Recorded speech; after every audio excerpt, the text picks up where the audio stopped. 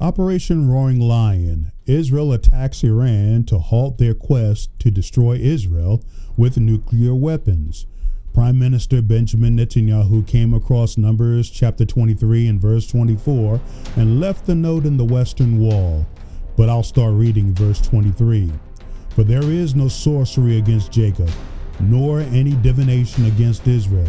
It now must be said of Jacob and of Israel, oh, what God has done. Look, a people rises like a lioness and lifts itself up like a lion. It shall not lie down until it devours the prey and drinks the blood of the slain. Time is ticking. The sand that flows down through the hourglass will not return. Israel launched one of the most successful campaigns in war history, flying over 1,200 miles into Iran. Iranian oil infrastructure was hit, decimating Iran's economic base. Scientists responsible for Iran's nuclear program were killed. High-ranking military commanders were also killed. It appears that Israel's plan is to completely destroy Iran's quest for nuclear weapons. If Israel doesn't finish the job, they will be attacked with nuclear bombs. Now, Iraq had a quest for nuclear weapons. Iraq's nuclear facilities were destroyed by Israel in 1981. Iran is the Persian nation that freed Israel from 70 years of Babylonian captivity in 515 BC.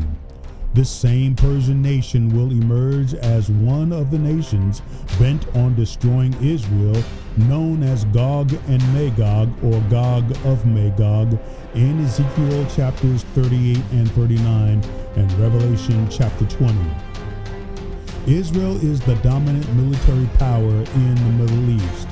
Luke 21 now makes sense because the timepiece of the second coming of Christ is Israel and the Middle East. Because Israel was seemingly unbeatable, the nations of the world will agree to come together to destroy Israel once and for all.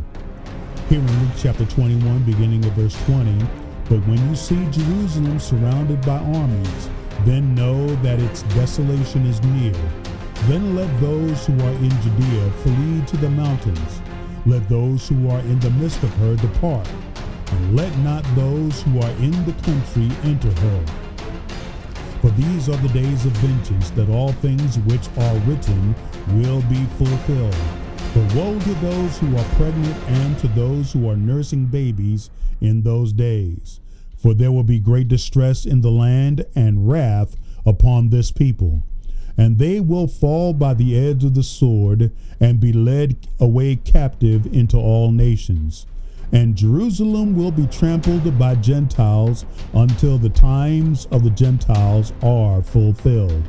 And there will be signs in the sun, in the moon, and in the stars, and on the earth distress of nations, with perplexity, the sea and the waves roaring, men's hearts failing them for fear and the expectation of those things which are coming on the earth. For the powers of the heavens will be shaken. Then they will see the Son of Man coming in a cloud with power and great glory. Now when these things begin to happen, look up and lift up your heads, because your redemption draws near. Then he spoke to them a parable. Look at the fig tree and all the trees, when they are already budding. You see and know for yourselves that summer is now near. So you also, when you see these things happening, know that the kingdom of God is near. Assuredly I say to you, this generation will by no means pass away until all things take place. Heaven and earth will pass away, but my words will by no means pass away. But take heed to yourselves, lest your hearts be weighted down with carousing, drunkenness, and cares of this life, and that day comes upon you unexpectedly. For it will come as a snare on all those who dwell on the face of the whole earth. Watch therefore, and pray always that you may be counted worthy to escape all these things that will come to pass and stand before the Son of Man.